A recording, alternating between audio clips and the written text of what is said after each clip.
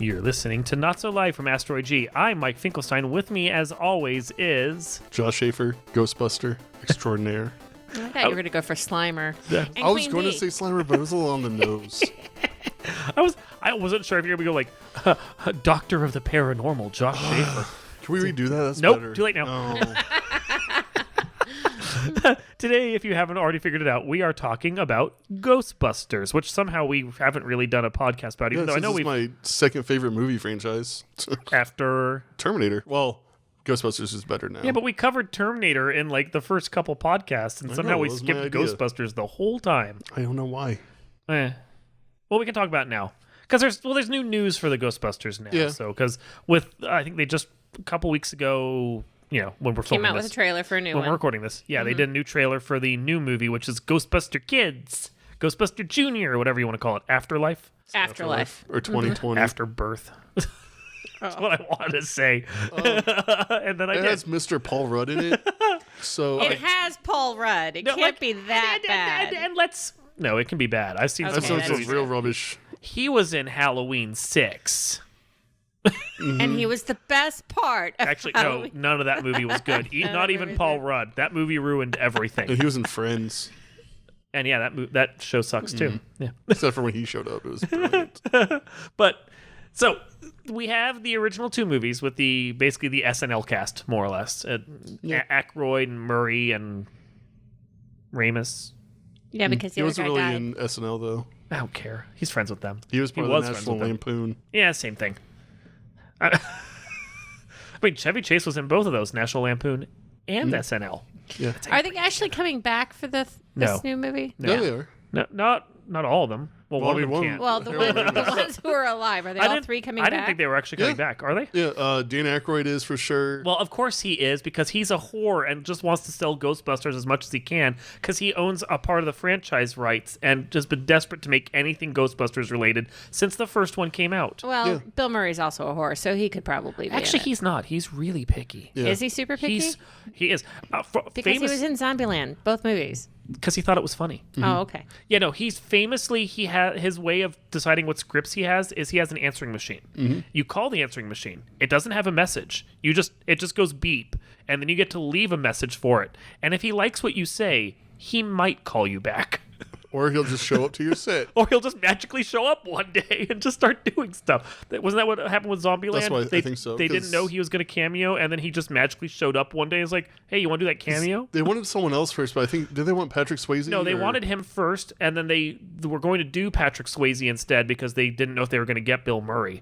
But the Bill Murray cameo they wrote immediately. And then Patrick Swayze got sick, right? got sick and died from cancer. Wait, which movie are we talking about? Zombieland.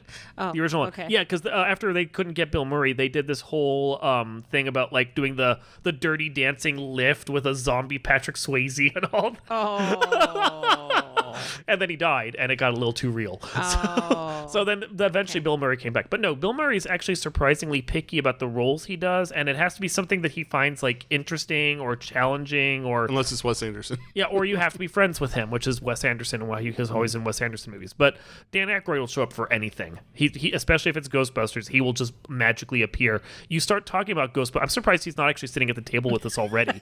Because if he knew we were doing he this, would magically appear. Right. I wish he would. Dan Aykroyd, come meet me. I'll buy some of your vodka. But no, we had the original two with that team of people, and then you have Lady Ghostbusters. Well, you forgot Ernie Hudson. Whatever. Ghostbusters? Lady Ghostbusters, which Ghostbusters Answer the Call is what they call it officially right now, as opposed to just Ghostbusters. Are we talking the one with Melissa McCarthy? Yes. Okay, Lady so Ghostbusters. basically the new SNL. Yes. Okay. Yeah, but that's how it works. And then you have the Stranger Things kids doing the new Whoa. Afterlife. One of them movie. is a stranger. Fourth of them, or fifth. Yeah, it's just one of them. Cares? You don't like Stranger Things, so you have your If bias. Finn Wolfhard shows up in a movie, it feels like it's the Stranger Things It collective. does, and he's Yeah. in a handful of stuff right now, Yeah, too. he's in having It, right? Wasn't he in It? He was in It. He's in a new horror movie that's coming out. Yes. Yeah, because I just saw a trailer for it that looked forgettable. It's about two kids and a Yeah. babysitter. Nanny. It's called The Nanny. No, it's not. Housekeeper? That was Fran Drescher. And a horror movie version of The Nanny sounds like The Nanny because that show is just awful. Yeah, it was awful. That one's getting a musical.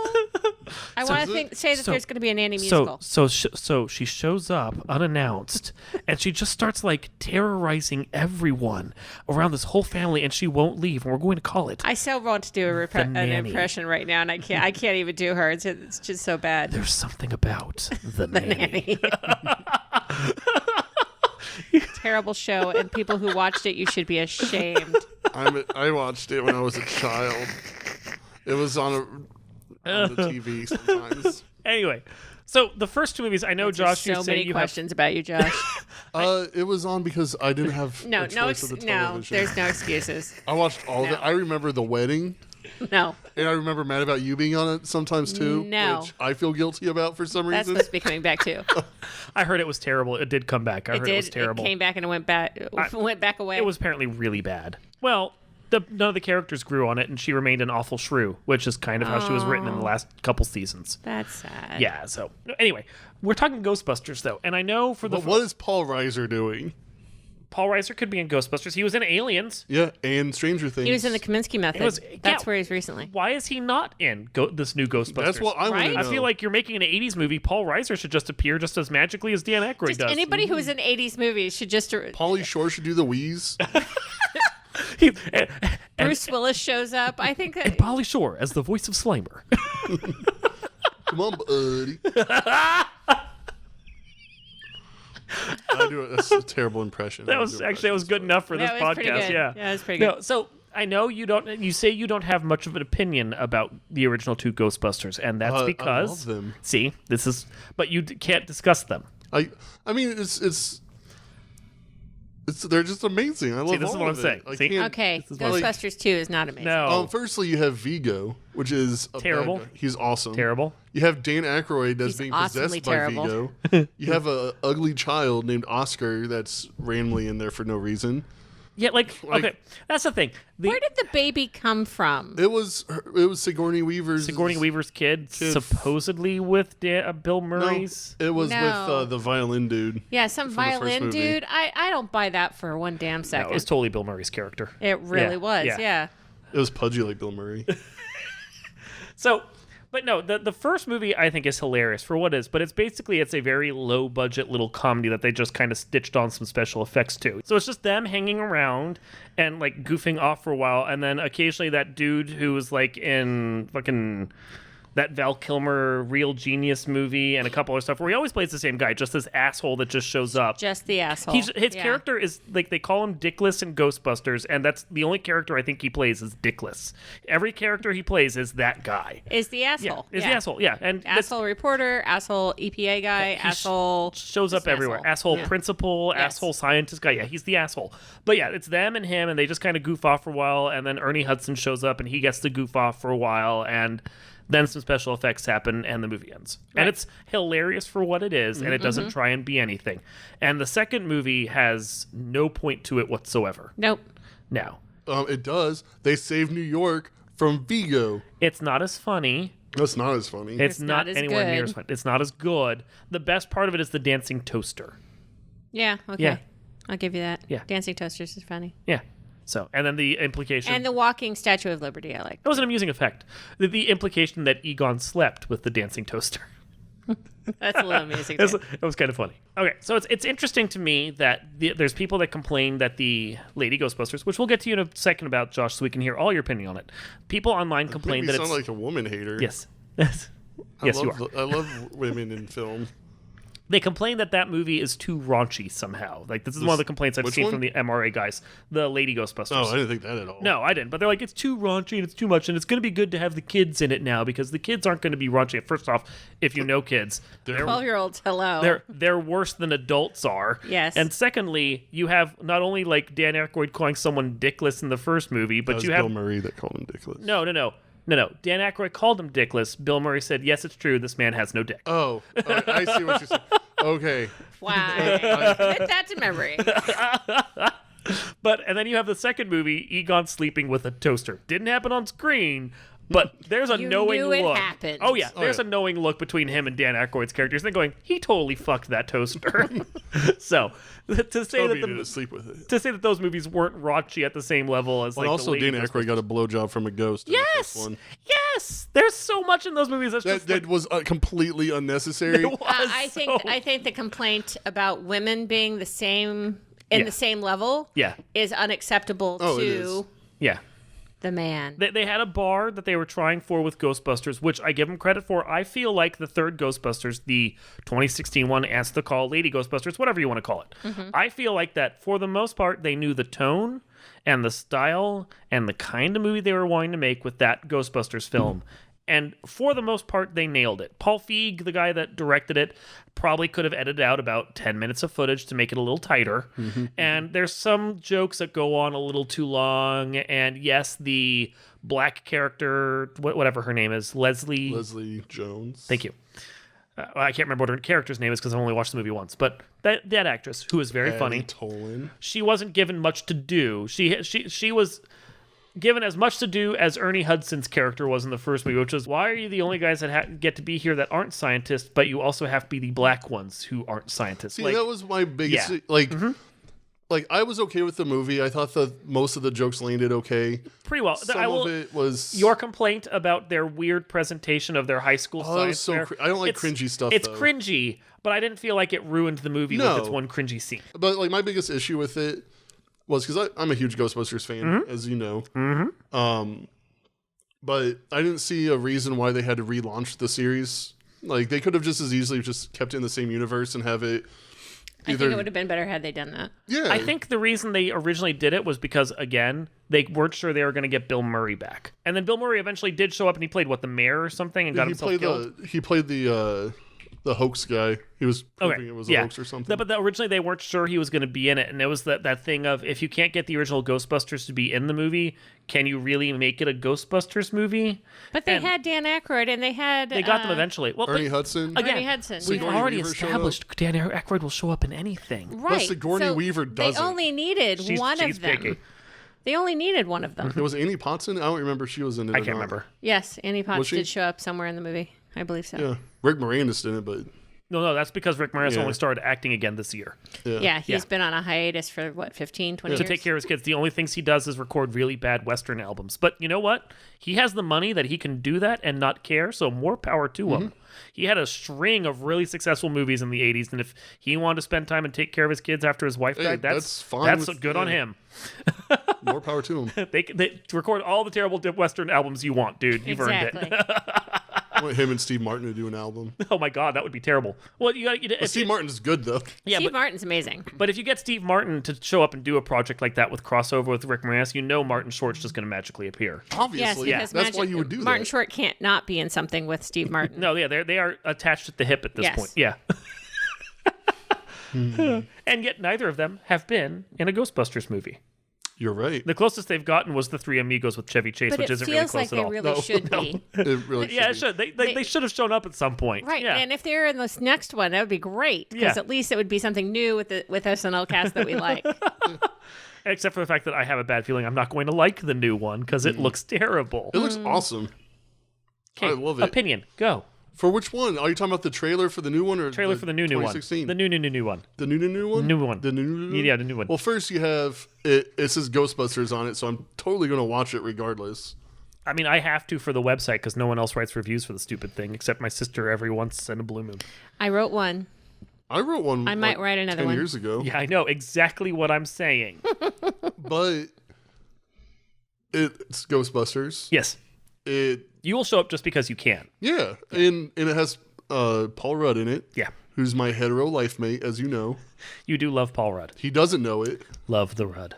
Everybody loves the Rudd. Mm-hmm. And I don't think he would make a bad movie again. But and it's also, you have 3 minutes max of footage. Like, it's for what? The new Ghostbusters movie. You have 3 minutes of a trailer. Like, I guess my big issues with it are from what I have seen. I don't understand why it's being made. like aside from to cash in on the Ghostbusters name, and we've had enough Sony trying to get money for another franchise, and we've had a lot of sequels to franchises, reviving franchises after they've quote unquote died. Is Columbia Sony? Yeah, Columbia Pictures is owned by Sony. Oh, okay. Yeah. A lot of movies have been made to extend a franchise after they've ended for one reason or another that have felt awful and cheap. And the batting average for Hollywood at this point on extending franchises is very bad. Terminator, Alien, Predator. Like, there's been a lot lately. I think they just need to find something new and move on. Honestly. Yeah, I don't disagree with that, but I think part of the thing with the Ghostbusters is they're trying to make something that clicks with this generation too. But this is the thing. Like, I don't understand why. Like, the fanboys that I've read about have been super okay with the new one, the 2016 one. Yeah, the 2021. Oh, there's some people that are not okay with it. I've read a lot of comments that were very positive towards it, especially because it's like, it's not an extension of the Lady Ghostbusters. I'm so happy. But at the same time, I'm like, but what's the difference here with having kids be Ghostbusters than having women be Ghostbusters? Like, what's fundamentally the difference here? They're not the original cast, so what's your real problem? The real problem is they're sexist assholes, I think is what it is. Yeah. That's exactly what it is. Chauvinists. I think that there is some truth to that, but part of me wonders how much better or more well received the 2016 one would have been if it was in the same universe. And I think that the people that they chose for although I like most of the actresses, like, I think that they're a little polarizing I don't think general public knows who they are. They're on Saturday Night Live. Yeah. Saturday Night Live isn't as popular as it used to be. I was going to say, you're talking to people who actually pay attention to pop culture, and that was the first thing I'd ever seen the actress who played Holtzman be in, because I don't watch Saturday Night Live. And she's not McKinnon? McKinnon, yeah. Okay. So she was in other stuff too, though. Well, but I don't know it's the second thing I saw Leslie Jones in, because Leslie Jones is also on SNL. She's an SNLer. Yeah. And she did a podcast with one of the late night hosts for Game of Thrones. I guess it was like a snippet. And that was funny. That was the first thing I'd ever actually seen her in. I know she's a comedian. Yeah, we were plugged in, and we had no clue who most of these people were. Right. I think the only one I really knew was, like, I knew Melissa McCarthy, but I knew her from bad movies. Yeah. And Spy was good. Spy was good. And I know Kristen Wiig, I think is actually how you pronounce her name. Feig, yes, Vigo. Kristen Feig from Bridesmaids. Bridesmaids. I knew her from Bridesmaids, and I had no opinion of her because it was Bridesmaids. I don't really think she's okay. Yeah, but I didn't know the other two at all. So, and I'm plugged in to pop culture, so I really don't think the average audience person knew. I think the reason why Lady Ghostbusters, because that's the best I can call it, tanked was because you have a lot of. You need a specific group of the fans to show up, because the fans are the ones that are going to power a Ghostbusters movie. And unfortunately, a specific portion of the people that like Ghostbusters are probably also MRA guys. Yeah. Well, I think they weren't going to show up for that. It would have been better had the characters been linked to the original series. It would have been 100% better. And it didn't even have to be an entire female cast. Sarah McCarthy was probably the biggest star in that whole. Melissa McCarthy was probably the biggest star. Their real name. And Kristen Wiig, she has been in a lot of stuff. She voices a lot of stuff. We're going to pronounce her name differently every time. Wiig. It's with you say Vig? It's not Christian. It's W-I-I-G, right? I think is it double I or double G? The W has a V noise, I believe. I don't know. So V. Let's just call her Kristen W. Okay. Ms. W. But she's been in a lot of things. She would be the second star on that list. But you're right. The other two ladies who are from SNL and are funny in their own right, they're not big enough to star in a sequel series that doesn't connect to the original. Well, and that's why I think that they didn't really have much of a part. Because if you think about Ernie Hudson and Harold Ramis were pretty much unknown. Yeah, they at that time too. The largest star in that movie was Chris Hemsworth. Yeah. And at that point, I'm not even certain, like, when the movie was filmed, like, when he was contractually bound to the movie, not necessarily when it came out, but when he was bound to it, I don't even think that he was that big a star. Not yet. No, because he'd only really been in Thor, and the Avengers was the big one for him, and even then, people were like, it's the Avengers, and also Thor's in it. At least he's better than Hawkeye. Well, he's known for Thor. He's known for Thor, but Thor 2 was a better movie than Thor. And that came out, I think, after his contract was signed. And then, of course, Thor Ragnarok has made him like a stellar actor at this point. Everyone loves Hemsworth now. But yeah, so it's like it was a weird cast, and it had an audience that was divided over it simply because there were a lot of women. I personally don't mind the fact that it was a women cast. No, that was female-led cast. Inconsequential, really. Along with the fact that it was a new continuity. I didn't mind it being a new continuity because it meant that they could do new ideas and explore different things and not be bound by any of the rules of the original movies. But they kind of still were, though. Yeah, but they weren't. The traps they were making and the things they were doing different. They followed the basic outline, but they started doing their own thing. Yeah, and I appreciated that. Technology changes in 20, 30 years, you know? So yeah, but the Ghostbusters stuff was already supposed to be strange and futuristic anyway. Yeah. So, we still don't have the ability to make those little nuclear reactor proton packs or anything else. You know of. Wink. Lawyered. Okay. So, but no, I liked that movie. And I didn't hate what they did with it. Whereas nothing I've seen from the trailer, which admittedly is just a trailer, but trailers are supposed to sell you on the movie. Yeah. Nothing I've And seen. it's not selling you on the movie. It's not selling me on the movie, and it just seems like another cold, cashless Hollywood extension of a franchise that is past its sell-by date. Yeah. And just the fact that Dan Aykroyd is attached to it doesn't help to sell it any better because Dan Aykroyd will attach himself to anything with Ghostbusters in its name. Yeah. Well, I'm kind of a little nervous because Rick Moranis helped write the original one. Uh-huh. And I haven't seen his name attached to it. And we all... Oh, I don't know if we all know, but Dan Aykroyd has a tendency to make scripts that are unreadable. Insane? Oh, yeah. Yeah. I guess his original Blues Brothers was 5 hours long or something. Wouldn't surprise me. We're gonna have to talk about a Blues Brothers at some point. We will. I have to watch them first. Oh, okay. Yeah. You can skip the second one. You can watch You can listen to the actually soundtrack. skip both of them. And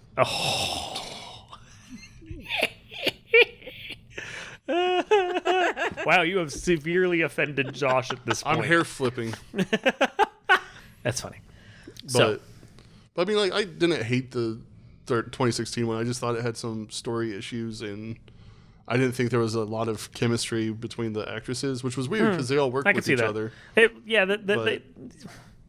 I mean, again, it's like they follow the same formula as the first movie in its basic construction, and that included the fact that, I mean, most of the actors in the first one don't have a ton of chemistry with each other because Dan Aykroyd's batshit insane, and Harold Ramis was kind of stuck in his own head, and Bill Murray just wanders off and does whatever Bill Murray wants to do because he's a magical unicorn of sarcasm. He's just a magical sarcasm unicorn that just shows up, does his thing, and wanders away, with leaving the faint hint of beer behind him, like alcohol. It's not just beer; it's alcohol in general. And I've seen enough Melissa McCarthy movies to know that role wasn't right for her. I think her and Leslie Jones should have swapped roles. Probably, yeah. And I think I would have liked that movie 100 times more. Yeah, because Leslie Jones could play the character that Melissa McCarthy had, whereas Melissa McCarthy is really good at that weird, scatterbrained kind of person that Leslie Jones was given. Yeah, but she didn't. She was like Leslie Jones's character was really street smart and whatnot, which was cool to have on their team. Yeah, but I feel like Melissa McCarthy was trying to be really smart but wacky at the same time, and I think the person who would be in the subway tunnels would be the wackier of the two, right? The unemployable one. Yeah, it was just the casting was just off. I feel you. And also I thought the villain was kind of stupid. Villain felt too much like they were just trying to do a different version of the Stay Puft Marshmallow Man without doing the Stay Puft Marshmallow Man. Yeah. So. And also, I think I said this in the last time we talked about toxic masculinity, but if you're toxically masculine? No, if anything. So toxic. But I think comes off him in waves.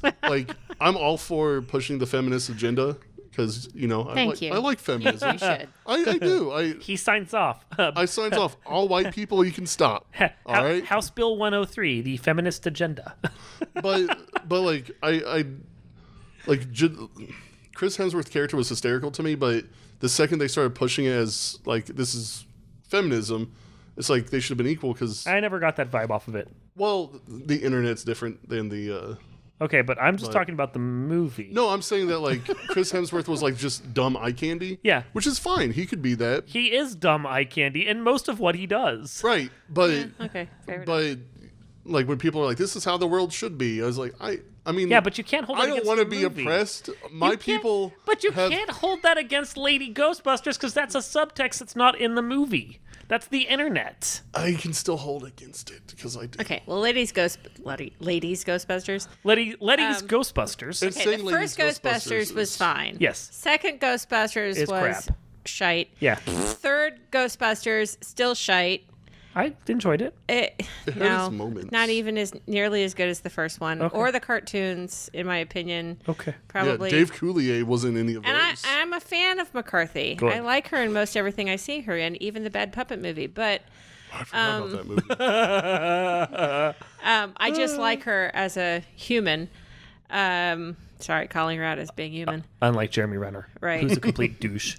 See, Is he? you don't like Jeremy Nope, Renner. Jeremy I Renner's like complete Jeremy douche. Renner. I didn't but know that he was a regardless. douche. Yeah, he's a juice. And I have high hopes for this next one, but probably my hopes will be dashed as soon as I see it. So, first Ghostbusters is a win for me. The rest of them didn't have to be made. I'll Dan. take a 2 out of 4 stance right now. And Josh, you're up for all 4, aren't you? Well, No, you like them all. no, I mean... He likes the first two. I like the first two. And the cartoons. I like the cartoons. I like the video game that they did. That was... That none of the rest of us have played. you Nope. should. It was Okay. a continuation. It was essentially Ghostbusters 3. Meh. But it was fun. And I don't mind the Lady Ghostbusters. I don't like it, but I don't mind it. Okay. But But- it's not because of ladies, it's because of the plot point. Because it of the was Ghostbusters. It's because it was a bad script. It was not a good... And I don't like Peter... Is it Paul Feige? I don't know why I said Peter Paul first. Feig. Paul Feig. Feig. Yeah. Like, his movies are kind of... Figay. Figay or Wiggy. Figay and Wiggy. His movies are just kind of meh. Like, Bridesmaid was kind of meh. Yeah, I haven't been But- impressed with most of what I've seen from him. I will admit I mean, that. he's kind of funny. He feels like he's trying to be Judd Apatow. Yeah, and without having any of the failing. skill or the talent. Or talent. Yeah, yeah. My favorite part about Bridesmaids, though, isn't any of the women. It's the cop. Oh, yeah, but that was partially Melissa McCarthy, too. And mostly because he's from the BBC. Oh, yeah, he is, isn't he? Yeah. IT crowd. Anyway, so the best Ghostbusters movie then is Number 1. Evolution. I was actually just about to say that, Mike. Evolution. I love that. The David Duchovny movie where they have to fight the aliens that are basically creating dinosaurs on planet Earth. I feel like I've missed out on. Oh my God. Orlando Jones and... David Duchovny and Orlando Jones, along with Stifler as their partner in crime. Wow. It is fucking hysterical. It feels like, and even Dan Aykroyd's in the movie. It's like a Ghostbusters movie without any of the Ghostbusters. What was written by... Lovely. Was it Ramis? No, Jason Reitman, wasn't it? Or Reitman? directed by him, I think. It was Reitman was involved in some way. Yeah. I think so. I think you're right. But it was originally, I think the script was supposed to be Ghostbusters 3. It would make sense if it was. It's Okay. Evolution. hilarious. I'll have to watch it. So there we go. Okay. It's like the Galaxy Quest of... Yeah, it really is. It's Ghostbusters as universe. honoring to Ghostbusters basically as Galaxy Quest is to Star Trek. It's phenomenal. Okay. Fair enough. yeah, Ivan Reitman, Yep. directed it. Yep, Reitman. I- Which is why it has that Ghostbusters feel to it. Yeah. Because, yeah, he's all over the Ghostbusters. Yep. All over them. Lathered up and all over. Very sudsy. which actually is an Evolution reference that you can't get until you watch that movie. Very sudsy with slime. And with that, I think we're good. This has been Not So Live from Asteroid G. I'm Mike Finkelstein, I'm Josh Schaefer. And Queen Bee. and we will see you next time.